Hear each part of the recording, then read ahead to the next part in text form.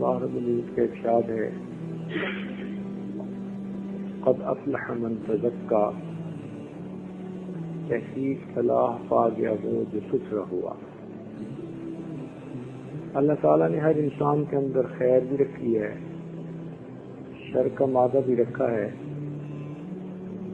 مگر حکم یہ دیا کہ اپنے اندر سے شر کو دور کرے، خیر کو غالب کرے۔ اس کے لیے انسان کو محنت کی ضرورت پڑتی ہے۔ نیک سے نیک انسان کو برا ماحول دے دیں، اس کے اوپر برائی کے اثرات ہو جائیں گے۔ برے سے برے انسان کو آپ اچھا ماحول دے دیں، ایک نہ ایک دن وہ نیک بن جائے گا۔ تو انسان کے اوپر ماحول کا بڑا اثر ہوتا ہے۔ تو انسان کو چاہیے کہ وہ نیک ماحول کو اپنائے تاکہ اس کے اندر کی گندگیاں دور ہوں۔ ایک ہوتی ہے ظاہر کی ناپاکی، جسم کے اوپر جو لگ جاتی ہے وہ چند لوٹے پانی ڈالنے سے دور ہو جاتی ہے۔ ایک ہوتی ہے باطن کی ناپاکی، وہ صاف سمندر کا پانی استعمال کرنے سے بھی دور نہیں ہوتی، اس کا طریقہ کچھ اور ہے۔ وہ کیا ہے آخر؟ قرآن مجید نے اس کا طریقہ بتلا دیا۔ جب انسان کے نفس کے اندر بری خواہشات ہوتی ہیں، بری آرزویں ہوتی ہیں، ہوس ہو، حسد ہو، کینہ ہو، بغض ہو، تو یہ ساری کی ساری چیزیں اس انسان کے اندر شر پیدا کرتی ہیں۔ اپنے لیے بھی وہ انسان مصیبتیں کھڑی کرتا ہے اور اللہ کے بندوں کے لیے بھی وبال جان بن جاتا ہے۔ اس کو کہتے ہیں انسان کے نفس کا تزکیہ ہونا، کہ وہ گندگیاں ختم ہو جائیں، وہ برے اخلاق دور ہو جائیں اور انسان کے اندر اچھے اخلاق آ جائیں۔ یہ محنت ہمیں پوری زندگی کرنی ہے، اس کا فائدہ خود ہمیں ہے۔ اس لیے ارشاد فرمایا ومن تزکا فانما یتزکا لنفسہ، اور جو ستھرا ہوا وہ اپنے لیے ستھرا ہوا۔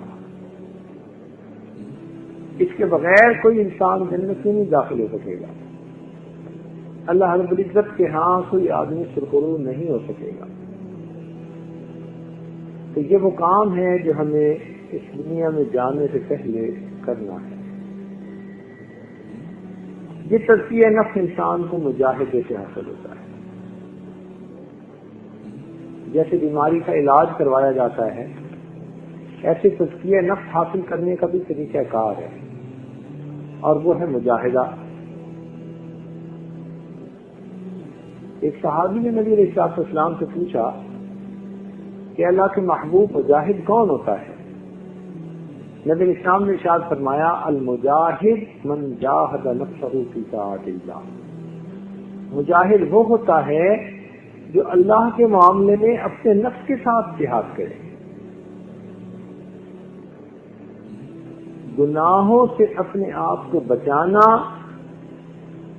یہ ایک بہت بڑی محنت ہے، یہ آسان کام نہیں ہے، بلکہ بسا اوقات تو ہاتھ سے انگارہ رکھنا آسان ہے، گناہوں سے بچنا وہ مشکل کام ہو جاتا ہے۔ اور جب ارد گرد کا ماحول بھی ایسا ہی ہو،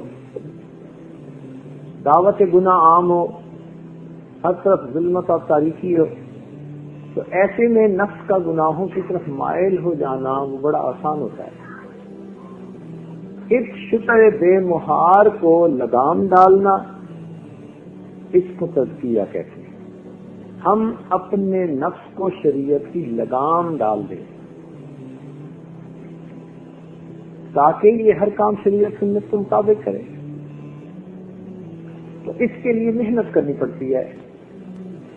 اس محنت کے دو انداز ہیں، ایک ہے مجاہدہ بالنفس، اپنی جان کے ساتھ مجاہدہ کرنا، مثلاً اپنے آپ کو انسان نیک کام میں لگائے، اپنے جسم کو تھکائے، تاکہ دل کے اوپر نور آئے، انسان کے نفس کے اندر کی برائیاں ختم ہو اور انسان کے اندر خیر آ جائے۔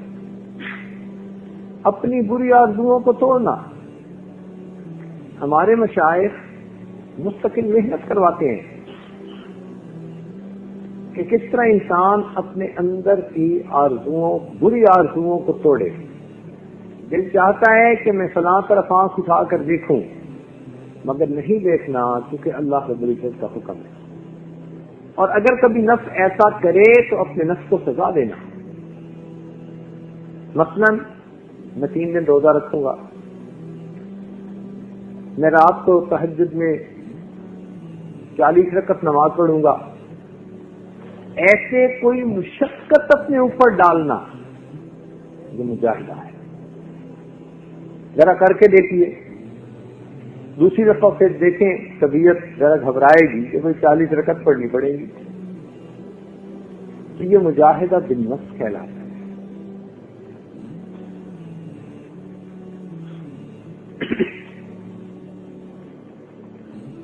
حالات جیسے بھی ہوں، کبھی خوشی کے ہوتے ہیں، کبھی غم کے ہوتے ہیں، کبھی راحت کے ہوتے ہیں، کبھی مصیبت کے ہوتے ہیں۔ اس مصیبت کے ماحول میں صبر کرنا یہ بھی مجاہدے میں شامل ہے۔ اکثر اوقات دیکھا گیا کہ اگر ذرا سے حالات اونچ نیچ ہو تو آدمی شکوے کرنے شروع کر دیتا ہے، میں یہ بھی کیا، میں نے وہ بھی کیا، یہ نہیں ہوا، وہ نہیں ہوا۔ چند دن پہلے کی بات ہے کہ ایک صاحب کہنے لگے کہ جی میں نے تو یہ بھی کیا، یہ بھی کیا، یہ بھی کیا، اتنے عرصے سے دعا مانگ رہا ہوں اور یہ نہیں ہوا، وائی می، میرے ساتھ ہی کیوں ہوتا ہے؟ یہ جو بے صبری آ جاتی ہے یہ انسان کے اجر کو ضائع کر دیتی ہے۔ یاد رکھنا کہ بے صبری سے مصیبت تو نہیں ٹلتی، ملنے والا اجر ضائع ہو جاتا ہے۔ تو مصیبتوں کے اوپر صبر کرنا۔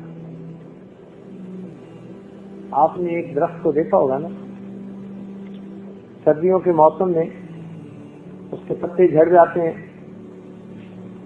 پھل پھول ختم ہو جاتے ہیں، بالکل لکڑی، مردہ لکڑی کی طرح وہ کھڑا ہوتا ہے۔ اس وقت جو موسم ہے وہ اس کے مخالف ہوتا ہے۔ درخت کو پتہ ہے کہ ابھی مجھے یہ سب تھکیڑے برداشت کرنے ہیں، وہ ٹھنڈی ہواؤں کی جھونکی بھی برداشت کرتا ہے، برفانی موسم کو بھی برداشت کرتا ہے، چند مہینے صبر کے ساتھ گزارتا ہے تو سردی کا موسم ختم ہوتے ہی اللہ تعالیٰ پھر اس کو بہار عطا فرما دیتے ہیں۔ تو ہمیں صبر کا یہ سبق اس درخت سے سیکھنا چاہیے۔ ایسے ہمارے اوپر بھی مصیبت کے کوئی لمحات آئیں، آزمائش کی گھڑیاں آ جائیں تو ہم بھی صبر کے ساتھ گزاریں۔ یہ آزمائش ہمیشہ نہیں رہے گی، تھوڑے عرصے کے بعد اللہ تعالیٰ اس کو پھر خوشیوں سے بدل دیں گے۔ تو ایسی مصیبت کے وقت میں اور زیادہ اللہ تعالیٰ کی طرف رجوع کرنا چاہیے، اللہ تعالیٰ کو منانا چاہیے، پروردگار عالم سے معافیاں مانگنی چاہیے۔ آزمائش تو ہم پر بہت تھوڑی آتی ہے، اگر ہم دیکھیں کہ کس پر کتنی آزمائش آئی ہم بتا رہے ہیں۔ چنانچہ مجھے ایک ملک میں ایک آدمی دیکھنے کا موقع ملا، شکل انسانوں کی تھی، ہاتھ بندروں جیسے تھے۔ اب اس بیچارے کی زندگی سوچیں کیا ہوگی، وہ ہر وقت اپنے ہاتھوں کو ڈھانپ کے رکھتا تھا، کسی کو دکھا نہیں سکتا تھا۔ ہمیں اللہ رب العزت نے صحیح سالم جسم عطا کیا، یہ اللہ رب العزت کی کتنی بڑی مہربانی ہے۔ تو ہمارے اوپر تو آزمائشیں ہیں ہی نہیں، نہ ہونے کے برابر ہیں۔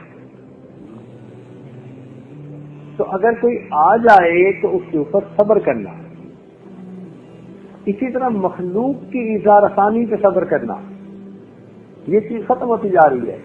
اب چھوٹی چھوٹی بات پہ ہم دوسرے کے ساتھ جھگڑنے سے آمادہ ہو جاتے ہیں، معمولی باتوں پر نہیں، ہم دوسروں کے ساتھ تحمل مزاجی کا معاملہ رکھیں، جہاں مل کر رہنا ہوتا ہے، برتن کو بھی اکٹھا رکھیں تو وہ بھی ٹکراتے ہیں، تو مل کر رہے تو انسانوں کی سوچیں مختلف، اپنے اپنے انداز سے سوچتے ہیں، ہو سکتا ہے کہ دونوں میں اختلاف رائے بھی ہو جائے، مگر اختلاف رائے کو دشمنی تو نہیں سمجھنا چاہیے۔ تو محبت پیار سے رہنا۔ اب گھر کے اندر کتنے لوگ رہتے ہیں، ان لوگوں کے درمیان اگر سوچ کا کوئی فرق ہو جائے تو یہ نہیں کہ مستقل اس کو ایک بنیاد بنا لی جائے۔ گھروں کے جھگڑے کیسے ہوتے ہیں؟ ساس بہو کے جھگڑے، دیورانیوں کے جھگڑے، فلاں جھگڑے، سب اسی طرح مل کر رہنے کی وجہ سے ہوتے ہیں۔ بلکہ جتنے قریبی رشتہ داریاں ہوتی ہیں اتنا زیادہ ایک دوسرے کے ساتھ دلوں میں کھوٹ سکتے ہیں۔ تو مخلوق کی ایثار آسانیوں کے اوپر صبر کرنا، لوگوں کو اللہ کے لیے معاف کر دینا۔ اللہ تعالیٰ کو یہ عمل بہت پسندیدہ ہے۔ جو انسان، حدیث پاک کا مفہوم ہے کہ جو انسان دوسروں کی غلطیوں کو جلدی معاف کرے گا، اللہ تعالیٰ قیامت کے دن اس کی غلطیوں کو جلدی معاف فرما دے گا۔ جب کسی بندے کا دل ٹوٹتا ہے نا تو اس وقت اللہ تعالیٰ کی خاص رحمت کی نظر ہوتی ہے۔ اس لیے بعض کتابوں میں لکھا ہے کہ اللہ تعالیٰ فرماتے ہیں میں ٹوٹے دلوں کے اندر ہوتا ہوں۔ کسی بھی وجہ سے وہ پروردگار تو اتنا کریم ہے، ہمارے مشائخ فرماتے ہیں کہ کسی انسان کو تکلیف پہنچے، صدمہ ہو، چوٹ لگے یا گر جائے، اس وقت میں بندہ جو دعا مانگتا ہے اللہ تعالیٰ اس کی دعا کو قبول فرما لیتے ہیں۔ وہ تو اتنا کریم ہے۔ تو ایسے مواقع کے اوپر صبر کرنا اور اللہ کی مخلوق کو اللہ کے لیے معاف کر دینا، اپنے اوپر جبر کر لینا اور دوسروں کو راحت پہنچانا، یہ چیز جہاد بالنفس کہلاتی ہے۔ نفس کے ساتھ مجاہدہ کرنا، عبادات کے اندر سنت کی اتباع میں کوشش کرنا، جتنی عبادت انسان کر سکے، ذکر کی کثرت جتنی کر سکے، قرآن مجید کی تلاوت جتنی کر سکے، عبادات میں کثرت کرنا، یہ بھی اپنے نفس کے خلاف ایک مجاہدہ ہے۔ اس لیے ہمارے مشائخ کثرت سے ذکر کی تلقین کرتے ہیں۔ تو یہ ٹاپک ایسا ہے کہ جو اکثر و بیشتر مختلف مجالس میں کھولا جاتا ہے۔